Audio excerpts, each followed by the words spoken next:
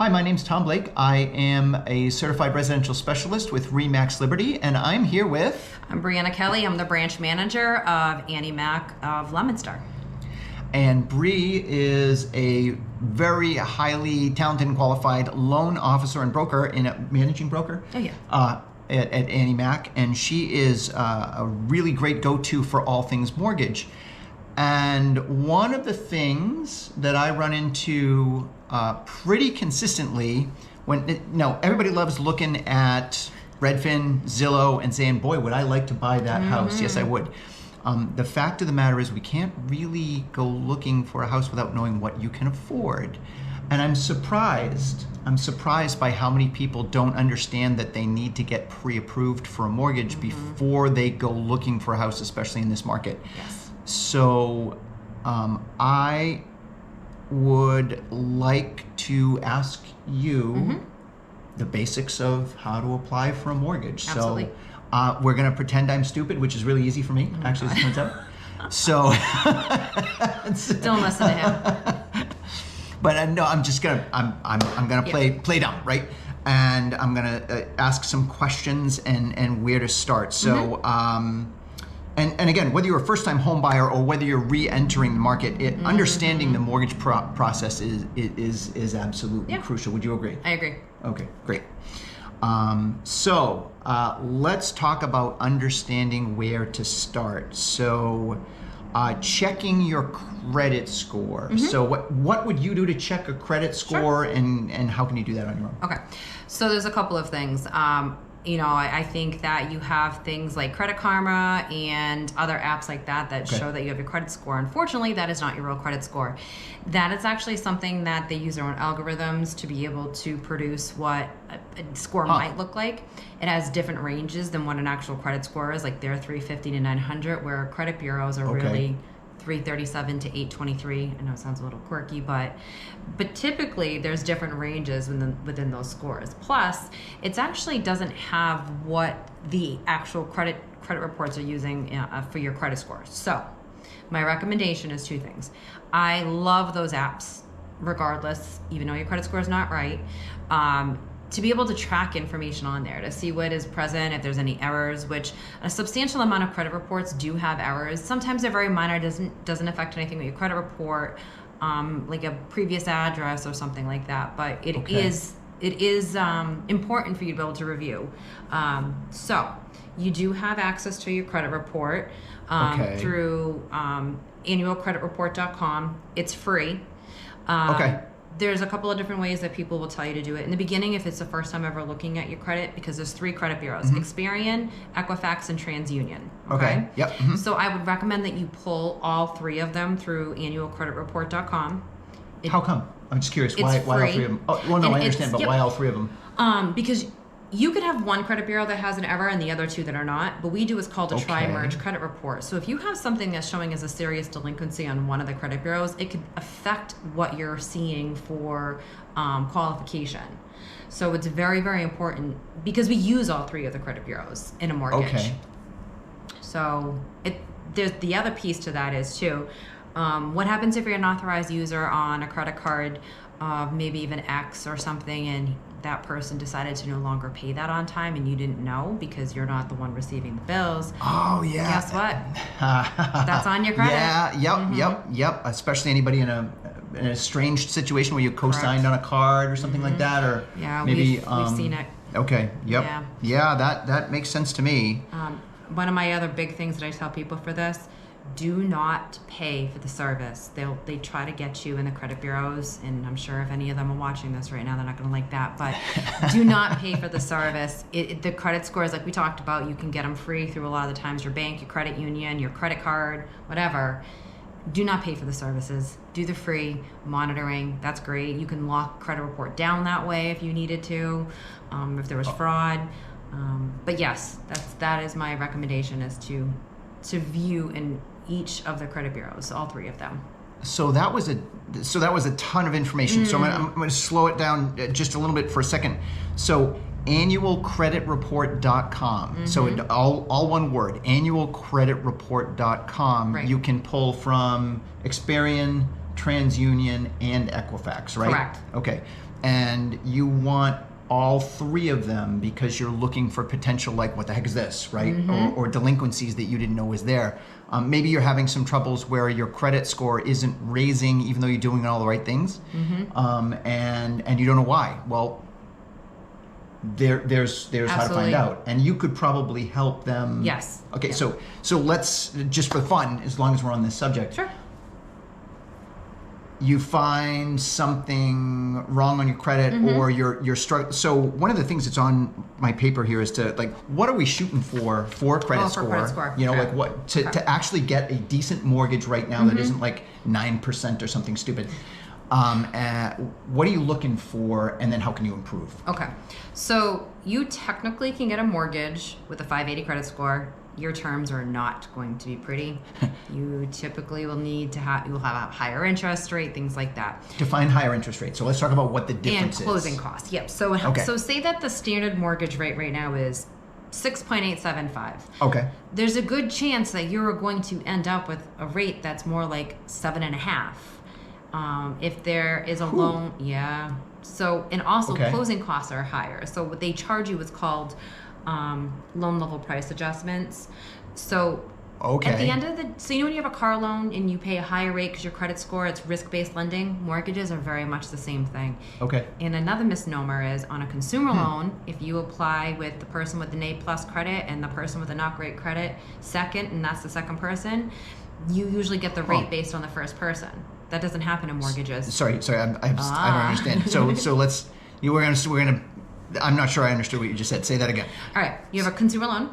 Consumer loan. Car loan. Car loan. I got a car loan. Yep. I have a 800 credit score. Yep. The other person buying with me has a 500 credit score. Oh, so it's a co-loan. A co-loan. Okay. Right. So there's two people on the loan. Okay. So the first person on the loan is the one that typically gets the rate, right? So whoever has the higher credit score on a mortgage, that person has a 700 credit score and the other person has a 580 credit score. They're going by the 580. Really? No there kidding. There is it's the no opposite. blending. There's no merging. Oh, no kidding. No kidding. Yeah. So if you're married, for example, and one is doing better than the other, it's by the lowest one. Correct. Fascinating. Okay. Yep. And it's the middle of the three scores. So if you get someone that has a 750, 740, 730, you're going to use a 740 credit score. The middle of the three scores. And I've seen them range where I've seen someone have a... Oh, you mean the middle of like Equifax, TransUnion? Correct. The middle of the middle of the three big... Yep. Okay, I got it. Yep. Okay. Yep. So they don't average them. They literally... And I've seen it range from someone having three credit bureaus where one is 620, one is 630, and then the other is 700. So they're going to go by that 630 even though one of the scores is a 700. I wasn't planning on this being like a credit counseling video, but it might be a little bit, and we might not get all the way through to... what the heck, we can make a lot more videos, so that's okay. Yeah. So that being said, in order to get close to the best possible rate, what are we looking at doing? I personally feel like at least a 680 to get you into conventional financing. Okay. But FHA, you could have a 640 credit score and still be able to get a loan. Okay. So you could do it with the 620. But would I be getting anywhere near those rates? To get a decent rate. To get a decent rate for like an FHA mortgage, I would say probably a 660 credit score. It's kind of getting you in there. 640 is going to happen as well. Okay. But obviously, the better the rate, the better the terms. And that's the biggest thing to really look at. Is there a point of diminishing returns on your credit score? And here's what I mean by that. So if you have a 750 and an 800, or if you could, like, does it matter significantly if you're at 690? So this is probably really important for some people. Like, does it? Are you going to save yourself a ton of money to have perfect credit, or is 720 sufficient? I mean, what is that? The way that some of it depends on how much you're putting down, but yes, if you have a 680 credit score versus a 720 credit score, there is a significant difference between the two. That 40-point swing does make a difference. How much money are we talking per month? Like just theoretically, like what are we talking about? Per month, you might be talking $50 a month, so not huge money. But that's over 30 years. Correct. But what's going to end up costing you is is going to be closing costs in some situations. Okay. So Fannie and Freddie charge what's called loan level price adjustments. They can call it anything they want. They're points. Points. So, loan level price adjustments are points, boys and girls. Correct. Okay. So points mean if your loan amount is $300,000 and you need to pay 1 point, that's $3,000. Yeah, 3,000. Okay. So people think, if it's a point, it's going to bring my rate down a point. No. It's what they're charging you in closing costs. So But what happens in those loan level price adjustments? They have this chart and it's broken down. You can actually Google it and look it up online. Fannie, Freddie, loan level price adjustments, and you'll look at the tiers, and it will say, 97% loan to value and a 620 credit score, and it will show you what they're charging you extra in points. So you can actually see. So the more you put down, and the higher the score. Yeah, keep going. Lower the points. Yeah. Okay, so I want to hear that one more time. Absolutely. Okay, seriously. So where can you go? Where can we go to see what that is? I would Google it. Make sure Fannie loan level price adjustments. Fannie loan level price adjustments. And it's FANNIE, Fannie. Fannie loan level price adjustments. Okay, that's interesting. Yeah, it's something that you'd be able. It just as a resource. It's not dollar for dollar. Are there programs out there that waive some of them? Yes. Home Ready and Home Possible loan programs, which are meant for first-time home buyers. Well, they're meant for first-time home buyers or buyers that have less than 80% median income. Okay. So in Worcester County, that's about $88,000 or so. Okay. So that's something that you'd be able to see that it's actually waived in that situation. But if you make more than that and you're not a first-time home buyer, you're gonna get hit with those loan level price adjustments. Wow. Okay. A lot of information all at once. It is right. So it's funny. So this is the interesting part about what we do. Like when you really take a deep dive into some so I was hoping to talk about just checking your credit score, how to improve your credit score, how to get pre-approved, and then gathering the required documents. I mean, there's literally that part's quicker. Yeah, completing your mortgage application, underwriting and approval and closing. Turns out perhaps I overshot a little bit with the idea of what was going to be on this video, and we can make a few more. But I think the homework up front is so much more important because the rest of the stuff just kind of falls in place. Okay. So once you've done your homework, listen, there's opportunities to take first-time homebuyer classes online for free. Okay. Fannie Mae offers them. Freddie Mac offers them. They're free. And they're great to have because some of the programs require them anyways. They give you a certificate at the end. Some of the information is fantastic. Some of the information, you probably shouldn't be buying a toaster. But at the end of the day, it's very important to have. I think. Can you finance a toaster now? I'm sorry, I'm just asking. I kind of. Bluetooth probably, yeah. Rent 4 easy installments. That's right. Sorry. I digress. Go on. So I think once you get that information in hand, at least when you're calling the loan officer, you're having an educated conversation and having a better understanding of why it's important for these things to happen. Yes. Because your credit is very important, but that's not the only thing that they're looking at when you're doing a pre-approval. It's a very, very important piece of it, but the rest of the items that we require are very important. So your next step, say that you look at your credit report, everything looks fantastic, you're ready to apply. Okay.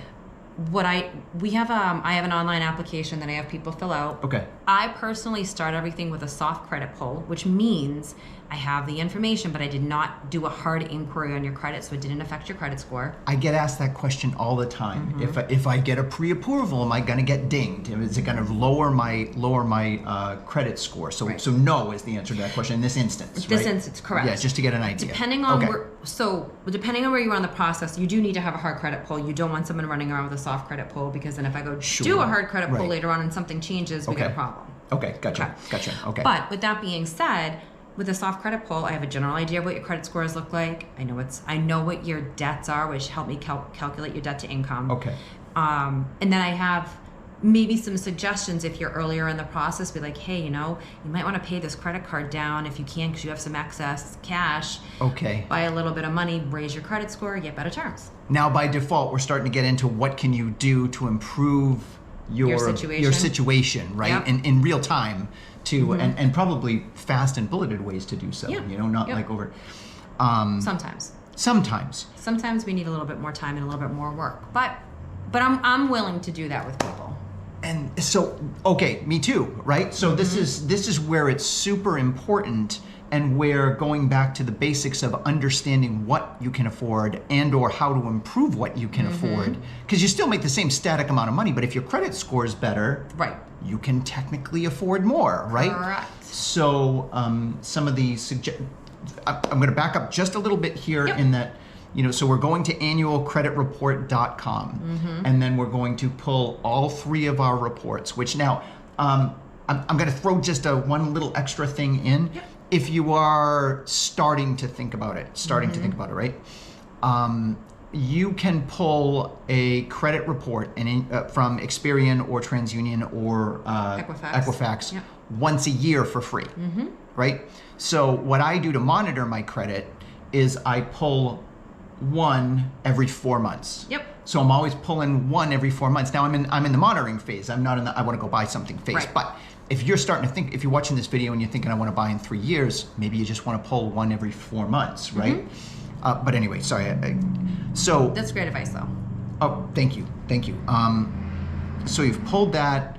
I just totally threw myself off. I think you were going to ask me what I was going to ask for paperwork, right? That that is what I was going to ask. Okay, so we talked about this before before we went on camera. Yep.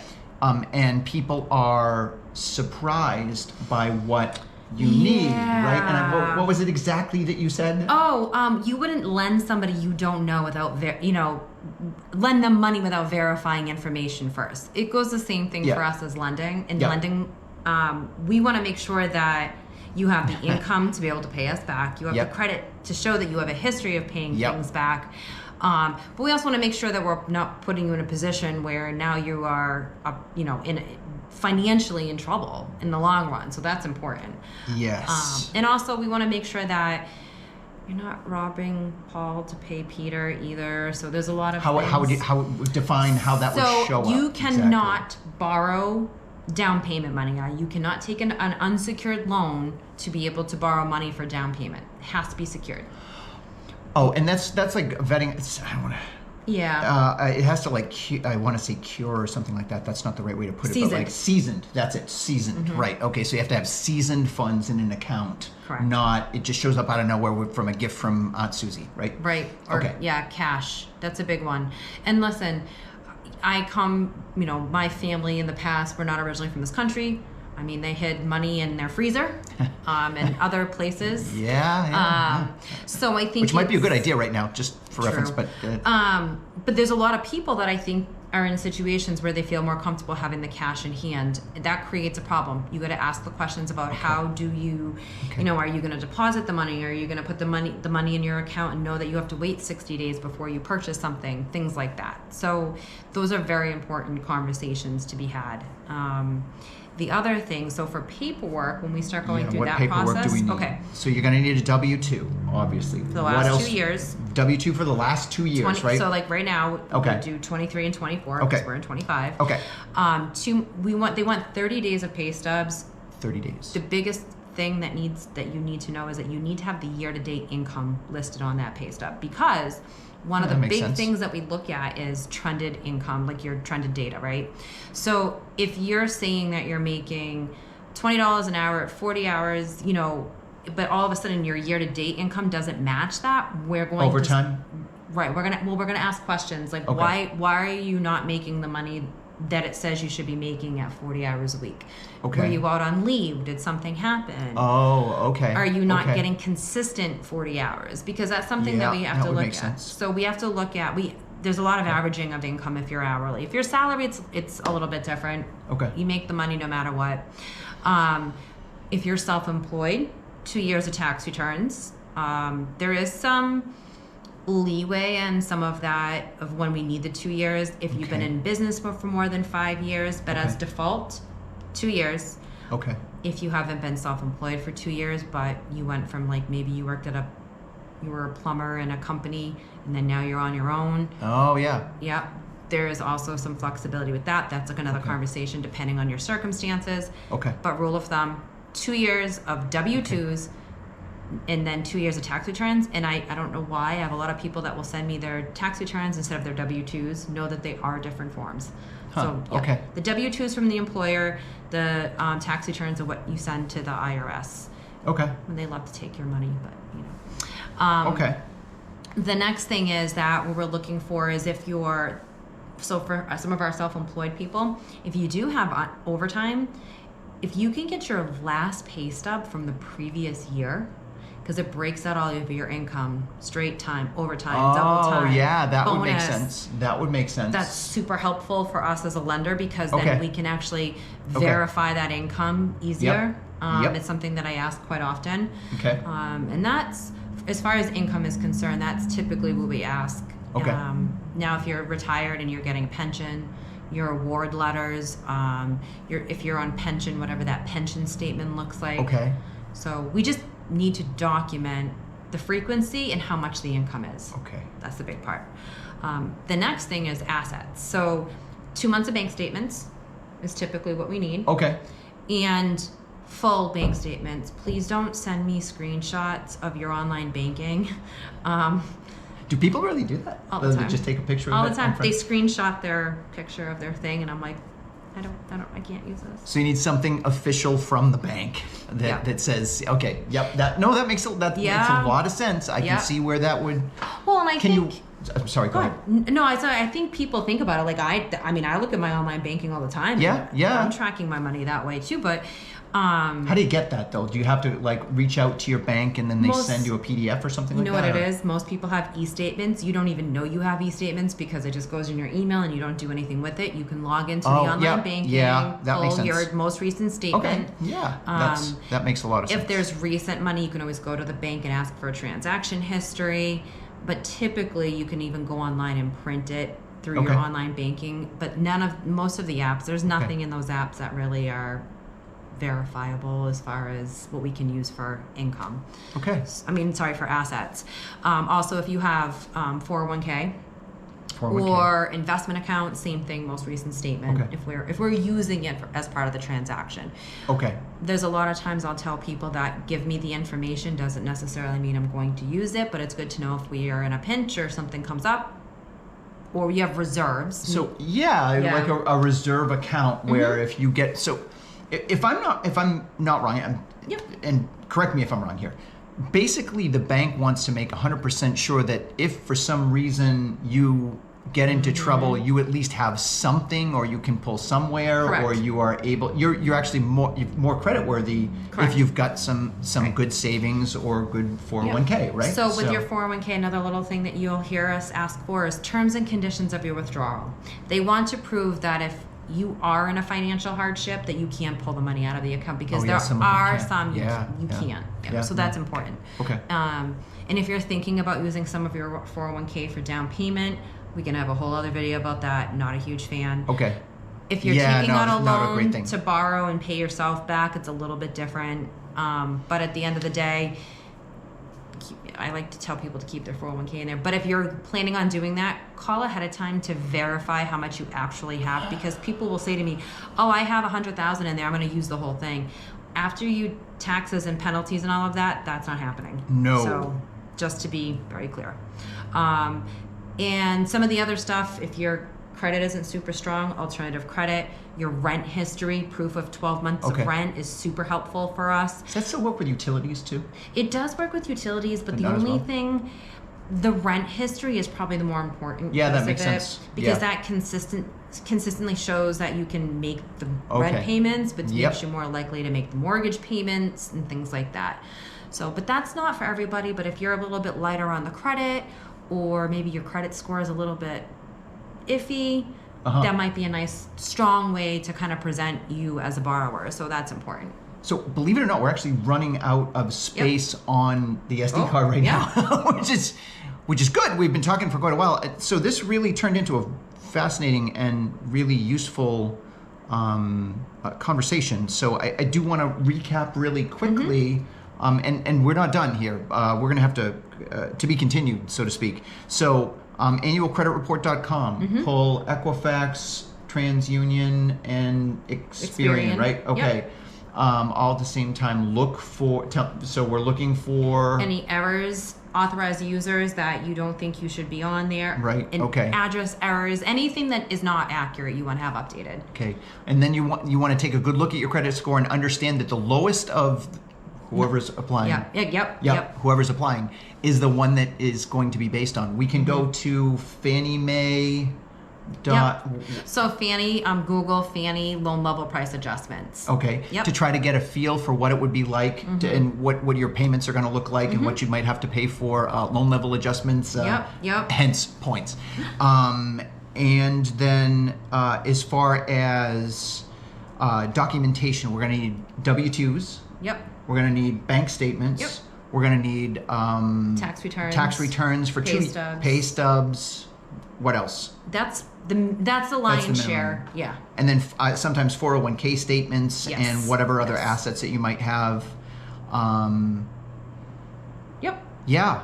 I think that's a really good start to get to where we want to go, which is pre-approved, right? To really understand what you can afford. It's always good to look at these things Very anyway, just so you really understand where you are in the world financially. I mean, exactly. And Brie and I are looking to help you understand those things so that you can make healthy decisions, right? Absolutely. You know, we want to help you get into a house that you can afford and you can love and you can be there for a long, long time. Very important. Comfortably. Yeah. What else? What have I missed? Is there anything that's like sticking out in your mind right now that you think, just based on credit score and based on starting the pre-approval process, that I'm missing? Credit, debt to income, and obviously if you have interesting employment history, have that conversation. You want to try to have at least 2-year job history. It doesn't have to be the same employment, just that's another thing that's a little misnomer. Same, like healthcare, right? It doesn't have to be the same job, but but if you say that you're making more money at place B or better hours or whatever that is, that's okay. Yep. So as always, if you have more questions regarding this, please reach out to us. Brie, you can reach at... My cell phone number is 978-852-6376, and my email is bkelley, Kelley, at Annie, ANNIE-MAC.com. And it'll be underneath the video. And I'm Tom Blake, and you can reach me at 508-951-2803. And also Tom at homesjustforyou.com, all one word, homesjustforyou.com, Tom at homesjustforyou. Should we leave it there? Yeah, sounds great. All right, well, we'll leave it there, and we will see you again next month. Sounds good. Bye now. Bye.